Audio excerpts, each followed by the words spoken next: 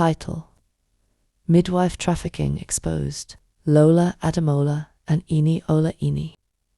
Coca first met on the bustling campus of Lagos University College of Medicine. Both young, ambitious, and full of dreams, they gravitated toward each other during the first grueling weeks of nursing school. Lola, with her steady hands and calm demeanor, had a natural talent for caregiving. Ini, on the other hand, was vivacious, quick-witted, and always the first to crack a joke when stress levels hit a boiling point. Their friendship blossomed quickly.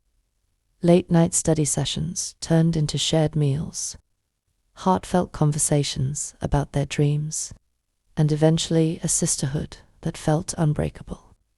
Lola dreamed of becoming a midwife, bringing life into the world and easing the pains of childbirth.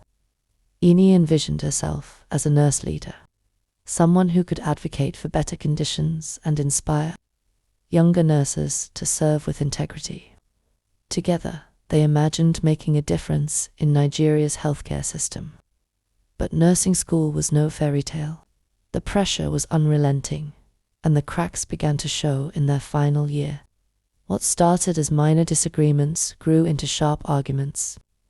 Lola often accused Ini of being reckless and too carefree with her responsibilities. Ini, in turn, resented Lola's perceived self-righteousness and need to always be in control. The final straw came during their clinical rotation, when Lola reported Ini for what she deemed a serious error, leaving a patient's medication unsupervised. Though Ini vehemently denied any wrongdoing, the incident left a stain on her record. Feeling betrayed, Ini cut Lola out of her life entirely. Graduation came and went without reconciliation. Each went her separate way, carrying the weight of their unresolved anger. 10 years later, the chaotic rhythm of Lagos streets still pulsed, and life carried on as relentlessly as ever. Lola, now an accomplished midwife, worked at Heritage Medical Center, one of the city's top private hospitals. Known for her skill and compassion, she had become a pillar of strength for expectant mothers who trusted her implicitly. Ini, on the other hand, had weathered her fair share of storms. After years of bouncing between hospitals and battling workplace politics, she had finally landed at Heritage as a general nurse. Though the hospital's prestige was a source of pride, the shadow of her unresolved past lingered, a reminder of a friendship she had once treasured. Their reunion happened unexpectedly one humid afternoon in the hospital corridor. Lola was coming off a long shift when she spotted Ini at the nurse's station. Time had changed them both. Lola carried an air of quiet authority, her white coat pristine and her head held high. Ini's boisterous energy had softened into a more subdued confidence, though her sharp wit still shone through in her interactions with colleagues. For a moment, neither woman spoke. The years of silence loomed between them like a wall. Then Ini broke the ice with a tentative smile. Lola. Lola hesitated, then nodded. Ini, it's been a while. The conversation that followed was stilted and polite, but it was a beginning, though neither mentioned their falling out. Both were keenly aware of the scars it had left. Over the next few weeks, they exchanged pleasantries in passing, but kept their interactions brief and professional. The camaraderie they once shared seemed impossible to recover. Heritage Medical Center had a reputation for excellence, but rumors of corruption were never far behind. Over time, Ini began to notice strange patterns in the maternity ward. Babies who were delivered healthy and whole would sometimes disappear, only for the mothers to be told they had been stillborn or required emergency transfers. The explanations felt rehearsed, and the grief-stricken mothers rarely questioned them.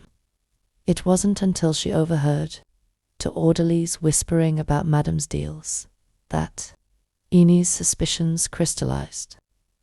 She began piecing together fragments of information. Vans arriving late at night, certain files going missing, and the odd behavior of some staff members. One name kept surfacing: Lola. Ina's stomach churned. Could it be true? The Lola she had known would never. But then again, they weren't the same people they had been in nursing school. The weight of the accusation bore down on her, but she knew she couldn't ignore it. If Lola was involved in something as heinous as baby trafficking, Ine had to act. Determined to uncover the truth, Ine began watching Lola closely. She noticed that Lola often worked late into the night, long after her shifts had ended. On more than one occasion, Ine saw her slipping into the administrative wing, where patient records were stored. It wasn't much, but it was enough to deepen her unease. One evening, Ine decided to follow her. She trailed Lola to a storage room near the maternity ward. Peeking through the cracked door, she saw Lola handing over what appeared to be a medical file to a man in a crisp suit. The man handed her an envelope, which she quickly tucked into her pocket. Ina's heart pounded. It was one thing to suspect, it was another to see it with her own eyes. But she needed proof. The next day, Ine confronted Lola in the staff lounge. "Lola, what's going on? I saw you last night." Lola's expression hardened. "I don't know what you think you saw, but you should mind your own business." "Don't do this," Ine pleaded.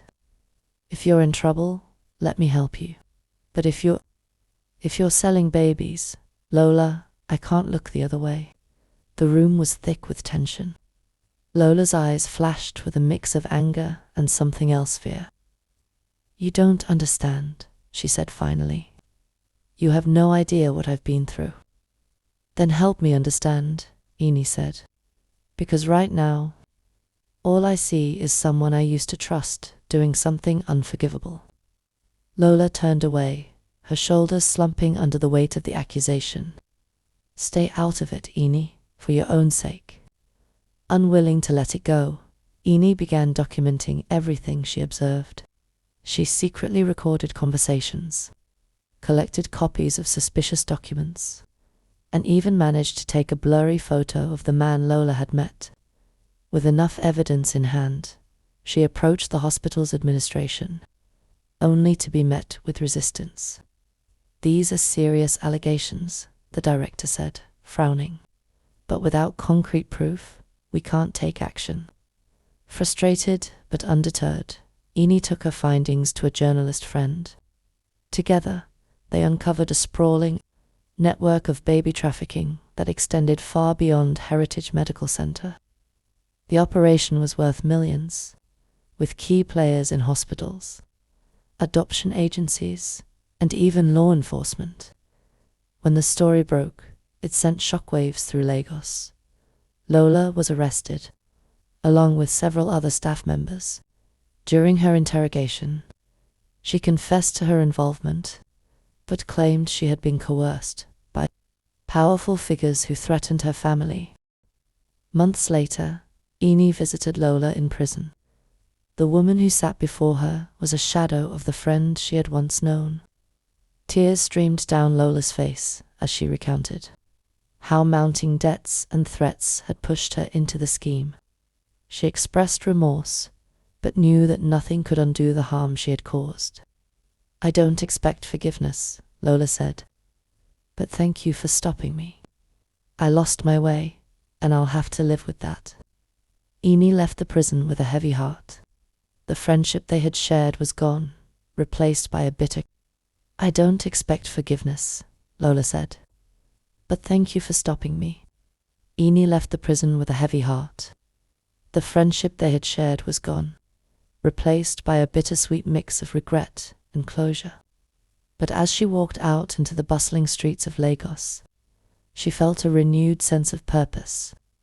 She couldn't save Lola, but she could continue fighting for justice and ensuring that no other mother endured such pain. Heritage Medical Center underwent sweeping reforms in the wake of the scandal, and Ine played a key role in advocating for greater transparency and accountability. Though the scars of the past remained, she found solace in her work and in the knowledge that she had done the right thing.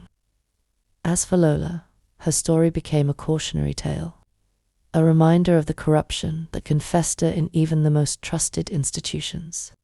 In the end, their paths had diverged, but their shared history served as a testament to the power of truth and the cost of silence.